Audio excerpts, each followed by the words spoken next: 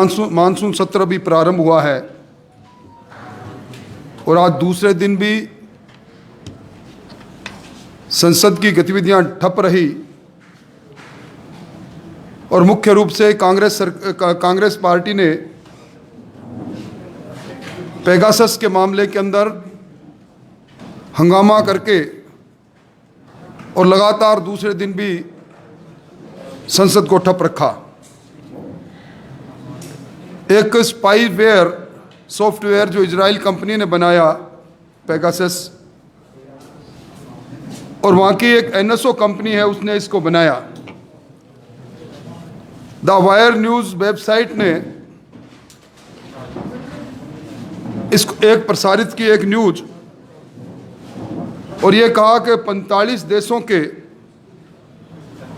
नामचीन लोगों के टेलीफोन, उनके नाम, ये एक कंसोर्शियम ने लगभग 50,000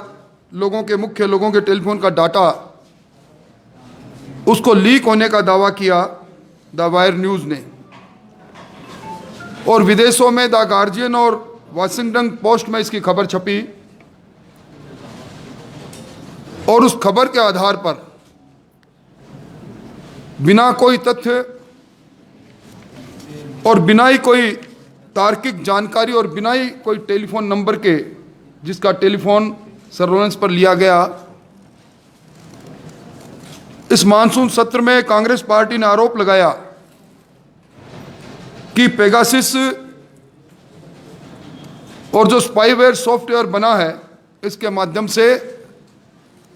भारत सरकार ने इसका इस्तेमाल किया है। ये एक तरह से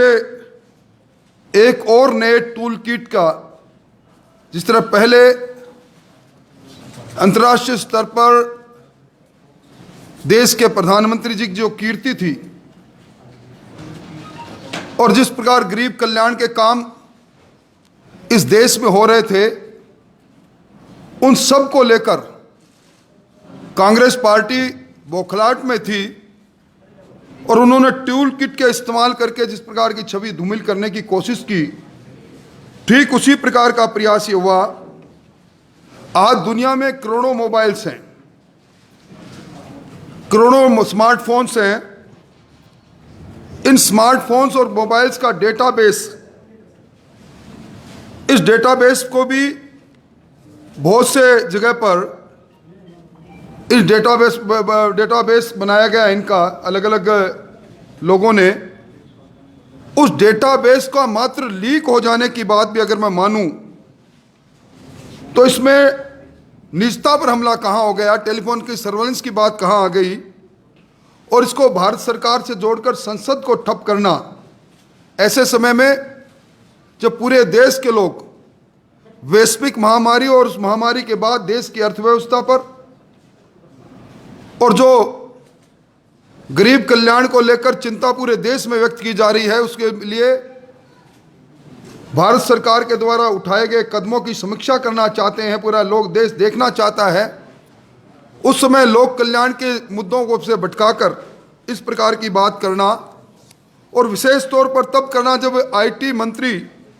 ने संसद में साफ कह दिया कि भारत में पेगासस का उपयोग नहीं हुआ है और ये इसका उपयोग जिन पश्चिमी देशों ने किया है उन पर चर्चा नहीं करके सिर्फ भारत पर और भारत सरकार की चर्चा करना, मैं समझता हूं कि ये एक राजनीति की गिरावट है। इंडियन टेलीग्राफी एक्ट बना था 1885 में, उसके रूल्स बने थे 1951 में। संसद के अंदर यह साफ कहा गया कि इंडियन टेलीग्राफी एक्ट के सेक्शन 5 के अंतर्गत यूनियन होम सेक्रेटरी और स्टेट होम सेक्रेटरी, अलग अलग राज्यों में स्टेट होम सेक्रेटरी की परमिशन से टेलीफोन सर्वेलेंस पर लिया जा सकता है, और इस प्रकार का कोई करते भारत सरकार के समय में नहीं हुआ। जिस एमनेस्टी इंटरनेशनल एनजीओ ने दावा किया कि 45 देशों के अंदर नामचीन लोगों के टेलीफोन निगरानी पर हैं, ये वही इंटरनेशनल एनजीओ है जिसने पहले भारत सरकार और भारत के विरोध के अंदर अभियान चलाया था। जब इसके सोर्स के बारे में मालूम करना चाहा तो ये बोरिया बिस्तर करके यहाँ से चला गई। आज कांग्रेस पार्टी के पास कोई सबूत नहीं, कोई साक्ष्य नहीं। और 2019 के अंदर भी इसी प्रकार जब राज्यसभा में दिग्विजय सिंह जी ने आरोप लगाया, जिसकी चर्चा हमारे राजस्थान के मुख्यमंत्री ने की, उस समय भी कांग्रेस पार्टी मात्र एक बार दिग्विजय सिंह बोल के हट गए और जब उनको कहा कि इस पर बहस करो तो बहस करने से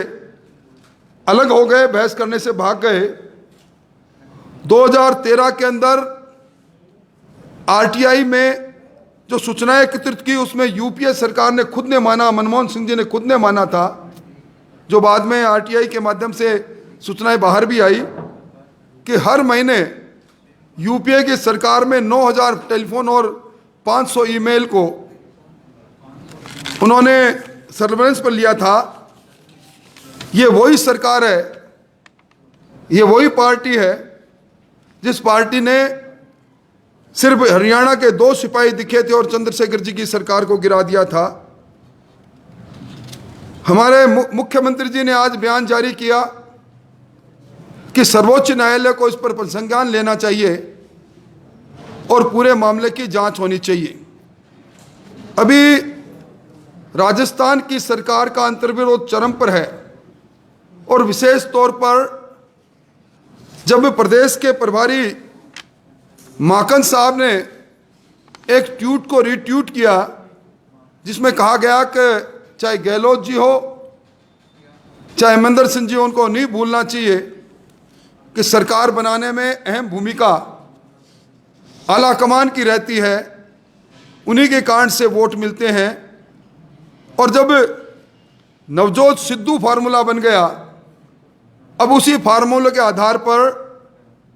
निश्चित तौर पर एक ही मानदंड से कांग्रेस का आला कमान आगे की गतिविधियां पर काम करेगा, तो उससे जरा मुख्यमंत्री जी परेशान है। और उन्होंने बयान जारी करके सर्वोच्च न्यायालय को प्रसंगान लेने की बात कही। मैं समझता हूं कि अगर उन्हें समझ नहीं तो मैं समझ कराना चाहूंगा कि उनके ओएसडी लोकेश शर्मा ने मुख्यमंत्री निवास से अपने टेलीफोन नंबर 9829620202 से उस समय जब सरकार का अंतर्विरोध चरम पर था, उन्होंने ऑडियो वीडियो जारी किए जिसमें कांग्रेस के उस समय के उप मुख्यमंत्री और तत्कालीन प्रदेश कांग्रेस कमेटी के अध्यक्ष सहित कांग्रेस के पर्यटन मंत्री, कांग्रेस के वरिष्ठ विधायकों के आपस का वार्तालाप था। और उसी को आधार बनाकर 4 एफआईआर दर्ज कराई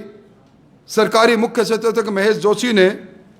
FIR number 47/2020, FIR number 48/2020, FIR number 49/2020 और एसीबी में एफआईआर नंबर 129/2020। और आज भी एक मुकदमा दिल्ली के क्राइम ब्रांच के अंदर चल रहा है जिसके अंदर अभियुक्त के तौर पर लोकेश शर्मा जी हैं। आज इस सरकार के खुद के सत्तारूढ़ दल के विधायक आरोप लगाए। अभी जून महीने के अंदर वेद प्रकाश सोलंकी ने कहा कि मुझे कांग्रेस के 3-4 विधायकों ने आकर कहा कि उनका टेलीफोन टेप हो रहा है और मेरा भी टेलीफोन टेप हो रहा है। सरकार की तरफ से कोई स्पष्टीकरण नहीं दिया गया। और मैं समझता हूं कि इस बार एक कालीचरण जी सराफ के प्रश्न के उत्तर में विधानसभा के अंदर सरकार ने खुद ने स्वीकार किया कि इंडियन टेलीग्राफ एक्ट 2007 के नियम 419A के तहत, आईटी एक्ट के सेक्शन 69 के तहत हमने टेलीफोन टेप किए। सरकार पहले यह खुलासा करे कि उसने टेलीफोन टेप किए, किसके किए, कितने किए, और जिस टेलीफोन के टेप पर आज उनका ओएसडी खुद अभियुक्त बना बैठा है और जिसके आधार पर 4-4 एफआईआर दर्ज की गई, आज वही मुख्यमंत्री जी सर्वोच्च न्यायालय को प्रसंज्ञान लेते हुए जांच की मांग करते हैं। मैं समझता हूं कांग्रेस का चाल और चरित्र सामने आ गया है और कांग्रेस पार्टी दिल्ली के अंदर संसद को ठप करके मुद्दों से ध्यान भटकाना चाहती है। कांग्रेस पार्टी नहीं चाहती कि संसद के माध्यम से कोरोना के प्रबंधन और कोरोना के बाद देश की अर्थव्यवस्था और जिन ऊंचाइयों पर अंतर्राष्ट्रीय क्षेत्र में प्रधानमंत्री नरेंद्र मोदी जी की अगुवाई में देश ने छुआ है, उस पर घात और प्रतिघात करके उन धवी को छुमिल करने का यह प्रयास हो रहा है। भारतीय जनता पार्टी इसकी निंदा करती है और मैं इसको कहता हूं कि चाय के प्याले में तूफान पैदा करने का जो कुत्सित प्रयास है, इसका जनता में कोई प्रभाव नहीं पड़ेगा और एक बार फिर कांग्रेस का लोकतांत्रिक परंपराओं में विश्वास नहीं, लोकतंत्र के मंदिर संसद को जिस प्रकार गतिरोध उन्होंने पैदा कर रखा है, संसदीय प्रणाली पर कांग्रेस का विश्वास होता तो संसद में बहस करती। अब तक संसद के बाहर बयान दे रहे हैं, पर इस पेगासस के बारे में एक भी तथ्य और एक भी सबूत और एक भी साक्ष्य कांग्रेस के कोई नेता प्रस्तुत सदन में नहीं कर पाए, सदन के बाहर नहीं कर पाए। और ये एक षड्यंत्र है जो टूल किट के बाद फिर इस पेगासस के रूप में कांग्रेस पार्टी कर रही है। और विशेष तौर पर राजस्थान के मुख्यमंत्री जो इन दिनों में जब से सिद्धू जी को बनाया गया है पीसीसी का चीफ पंजाब में, तब से परेशानी में है और उसी कारण से आला कमान को खुश करने के लिए हर कोई बयान जारी कर देते हैं। अगर अपने बयान पर कायम है तो पहले सर्वोच्च न्यायालय की जिस एजेंसी की बात करते हैं उसमें अपने ऊपर लगे उन आरोपों पर जिनके आधार पर सरकारी मुख्य सचेतक ने 4 एफआईआर दर्ज कराई और जिनका ऑडियो क्लिप खुद ओएसडी ने जारी किया अपने टेलीफोन नंबर, अपने अधिकृत टेलीफोन नंबर से, पहले उसका खुलासा करते, वहीं से शुरुआत करते तो मैं मानता। मोटे तौर पर मुझे इतना ही आपसे निवेदन करना था। अब आपका कोई सवाल हो तो निश्चित तौर पर उसका जवाब दें।